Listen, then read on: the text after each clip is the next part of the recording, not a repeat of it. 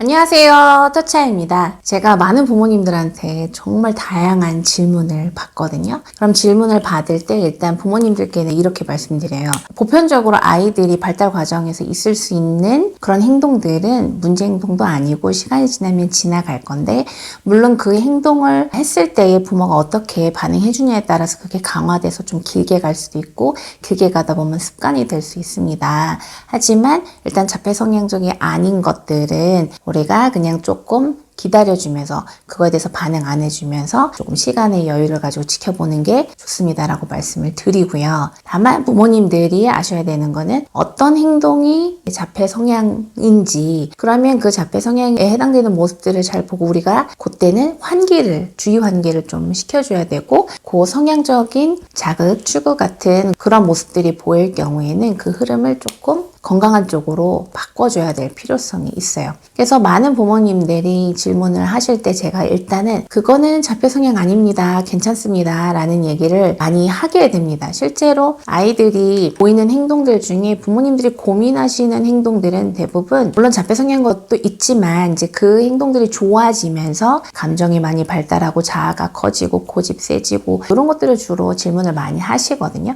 그 중에 하나가 손가락 빠는 거. 이거 괜찮나요? 라고 질문하시는 부모님들이 생각보다 굉장히 많습니다. 그래서 저는 말씀드리죠. 손가락 빠는 거는 자폐 성향은 아닙니다 라고 말씀드리면 일단 안도하시면서 들으시는 거죠. 사실 우리 아이가 자폐로 진단받았거나 자폐 의심이 되면요, 모든 행동이 다 이거 자폐 성향인가?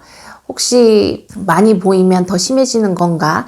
라고 굉장히 걱정하시는 부모님들이 많아요. 그래서 제가 상담할 때 꼭 말씀드리죠. 그거는 그냥 대부분의 아이들도 발달 과정에 흔히 나올 수 있는 행동인 걸 말씀드리죠. 특히 손 빠는 거는 당연히 그럴 수 있습니다. 대신에 이 손가락 빠는 것들은 원인은 다양할 수가 있어요. 아이들은 태어나면 빠는 욕구가 있고 입으로 탐색하고자 하는 욕구가 있는 건 당연한 거거든요. 근데 우리 아이들 중에 돌 전까지 아이들 입으로 탐색하는 게 굉장히 활발해요. 그때 뭘 하나요? 엄마 쭈쭈도 빨고 먹기도 하고 이유식도 하고 장난감 주변에 있는 거 다 쪽쪽 빨고 치발기도 막 찝고 이러면서 찝는 과정을, 입으로 탐색하는 과정을 활발히 하는데, 돌쯤까지 그 입으로 탐색하는 과정을 충분히 안 했던 친구들은 늦게라도 합니다. 그래서 늦게라도 하는 게 나쁜 게 아니라 오히려 좋은 거죠. 그래서 늦게라도 하고 지나가면서 입으로 필요한 감각을 충분히 충족하고 나면은 조절도 하고 입으로 감각 수용할 때 그 부분들이 더 건강해지는 거죠. 그래서 맛도 더 잘 알게 되고 그 맛을 분별하고 식감적인 것들도 알아채는 거, 그런 것들도 건강해집니다. 그래서 손 빠는 거는 그렇게 걱정하실 필요는 없는데, 손을 많이 빨면 어떻게 되죠? 손가락 모양에도 영향이 있기도 하고 너무 길게 빨면 손톱에도 문제가 생길 수 있고 당연히 치아 구조에도 영향을 미칠 수 있어서, 가능하면 손 빨고 있을 때 슬쩍 빼면서 저거 가지고 놀까? 우리 저기 가서 맛있는 거 먹을까? 이렇게 환기를 조금 자연스럽게 해주면 좋습니다. 우리 아이들 손 빨고 있을 때 손 빨지 마, 엄마 안 된다고 했지, 이렇게 하면 그게 더 강화가 돼요. 우리 사람들의 뇌는요, 하지 말라고 하면 더 하고 싶고, 이게 본능입니다. 우리 어른들도 마찬가지예요. 누가 하지 말라고 그러면 괜히 오기가 생기잖아요. 그렇게 최대한 하지 말라거나 그걸 통해서 너무 좀 강하게 훈육하거나 수치심을 느끼게 하거나 하지는 마셔야 됩니다. 그래야 그 행동이 소거되는데 훨씬 더 원활하기 때문에 그래요. 그래서 손 빨 때는 자연스럽게 다른 관심사로 주의를 돌려주시는 게 좋고요.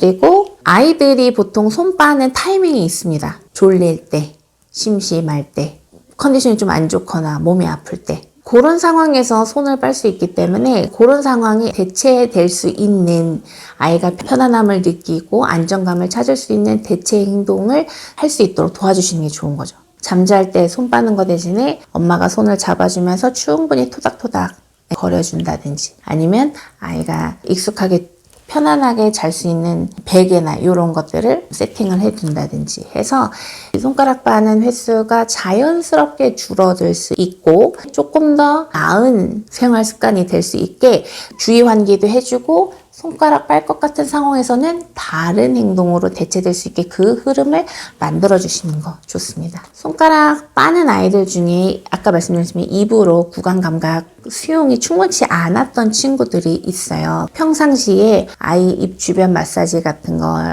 입 주변을 가지고 놀이하는 거 엄마랑 와와와와와 이런 놀이도 많이 해주시는 것도 도움이 많이 되고, 음식도 편식이 있다면 조금씩 새로운 음식 먹기, 좀 큼직하게 먹기, 너무 작은 숟가락 말고 좀 큰 숟가락으로도 먹고 빨대 없이 입으로 물 마시고, 이런 전반의 것들이 먹는 과정 또는 일상에서 생활하는 과정 가운데 입 주변 안면 근육 이런 거를 좀 다양하게 쓸 수 있는 기회를 만들어 주시면 그게 도움이 됩니다. 또한 손 빠는 거는 어떻게 보면 가장 감각적으로 예민한 입하고 손에 관심이 조금 쏠려 있는 거잖아요. 아이들이 몸을 점점 발달하다 보면 몸 전체에서 느껴지는 감각 수용이 균형적으로 이루어지고 몸 전체를 많이 쓰게 되다 보면은 손 빠는 것보다 다른 몸 쓰는 행동을 할 기회가 많아지다 보면은 손 빠는 행동이 줄어들게 되고 몸으로 더 다양하게 움직이는 것들이 많아지겠죠. 그래서 몸으로 다양하게 많은 일들을 해볼 수 있게 놀이터에서 뛰어놀고 집에서 같이 뒹굴고 몸놀이하고 스킨십하고 엄마랑 스트레칭하고 이러한 경험들을 많이 제공을 해주시면 그럼 아이가 내 몸으로 할 수 있는 것 중에 가장 익숙해서 반복적으로 했던 손빨기를 줄이게 되고 내 몸으로 새롭게 다양하게 정말 여러 가지로 할 수 있는 몸으로 움직이는 것들을 하게 되겠죠. 몸으로 할 수 있는 거는 굉장히 많습니다. 그 많은 것들을 아이가 해나가면 익숙하게 반복됐던 것들이 줄어들게 되어 있어요. 그러면서 새로운 움직임을 하게 되고 또 더 새롭고 더 다양한 움직임을 위해서 몸을 계속 새롭게 움직이게 되겠죠. 그래서 그런 방향으로 해주시면 손빨기는 충분히 줄어들게 됩니다. 그 손빨기 해결하기 위해서 손에 식초를 묻혔네, 쓰건 거를 묻혔네, 감아놨네, 뭐 여러 가지 방법이 될 수는 있겠지만 제가 권하는 방법은 그런 거는 일시적인 것밖에 안 되는 경우도 있고, 물론 제 조카 아이 중에는 진짜 붕대로 감아놓기도 했고, 엄마가 그거 손 계속 빨면 손가락 부러진다 이렇게 막 겁줬던 경우도 있고 그렇긴 한데, 이제 그 방법보다는 아이가 내 몸을 가지고 할 수 있는 게 얼마나 다양한지 알고 그 재미를 느껴서 할 수 있도록 이게 가장 좋은 방법이 되겠죠. 그래서 손 빠는 거는 자폐 성향은 아니니까 너무 걱정하지 마시고 걱정 없이 조금 여유 있게 지켜보다 보면 아이가 감각 수용이 건강해지고 몸 사용이 폭넓어지면서 자연스럽게 해결될 수 있는 거니까요. 걱정하지 마시고 조금 여유 있게 지켜보시면 좋겠습니다. 네, 이번 영상도 도움이 되셨길 바라고요. 좋아요, 구독 부탁드리고 다음 영상 통해서 또 찾아뵙도록 할게요. 감사합니다.